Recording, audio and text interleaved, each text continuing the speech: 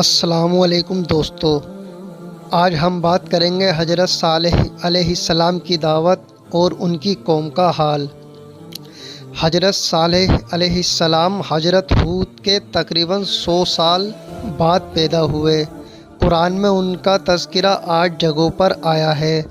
اللہ تعالیٰ نے انہیں قوم سمود کی ہدایت و رہنمائی کے لیے بھیجا تھا۔ اس قوم کو اپنی شان و شوکت، عزت و بڑائی پر بڑا غرور تھا اور شرک و بت پرستی پر بڑا ناز تھا۔ حضرت صالح علیہ السلام نے انہیں نصیحت کرتے ہوئے فرمایا، اے لوگو، تم صرف اللہ کی عبادت کرو، اس کے سوا کوئی بندگی کے لائق نہیں۔ لیکن اس قوم کے لوگ اس پیغام حق کو سن کر نفرت کا اظہار کرنے لگے اور حجت بازی کرتے ہوئے نبوت کی سچائی کے لیے پہاڑ سے حاملہ اونٹنی نکالنے کا مطالبہ کرنے لگے۔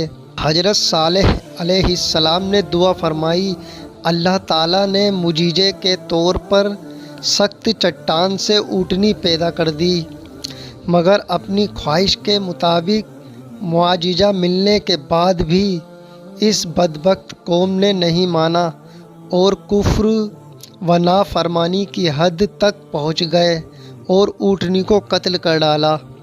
اور اسی پر بس نہیں کیا بلکہ حضرت صالح علیہ السلام کے قتل کا بھی منصوبہ بنا لیا۔ اس جرم عظیم اور ظالمانہ فیصلے پر غیرت الہی جوش میں آئی اور 3 دن کے بعد ایک زوردار چیخ اور زمینی زلزلے نے پوری قوم کو تباہ کر ڈالا۔ اس کے بعد حضرت صالح علیہ السلام ایمان والوں کے ساتھ فلسطین ہجرت کر گئے۔